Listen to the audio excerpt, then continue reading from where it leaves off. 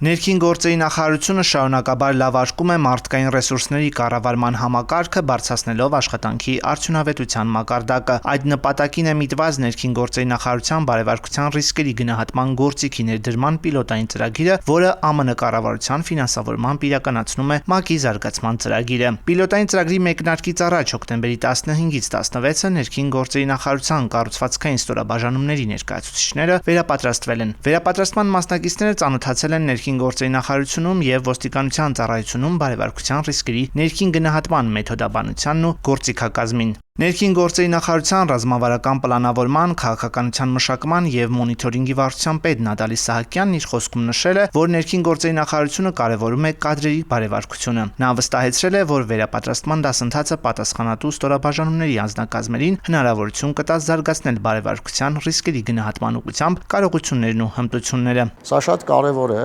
որովհետեւ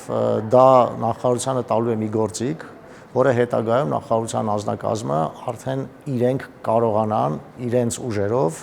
իրականացնել բարեվարկության ռիսկերի գնահատում։ ՄԱԿ-ի զարգացման ծրագրի փորձագետները 2 օրերի ընթացքում ներկայացրել են բարեվարկության ռիսկերի գնահատման մեթոդաբանության թիրախները, կոռուպցիոն ռիսկերի գնահատման, տեսական ու գործնական հիմքերը, ռիսկերի կառավարման շրջանակն ու գնահատման փուլերը։ Մասնակիցները ծանոթացել են բարեվարկության ռիսկերի գնահատման միջազգային փորձին, ռիսկերին արձագանքելու, մշտադիտարկման, վերանայման, հաշվետվողականության եւ զեկուցման մեխանիզմներին։ Հիմնականում շեշտը դրված է կարողությունների զարգացման վրա, որպեսզի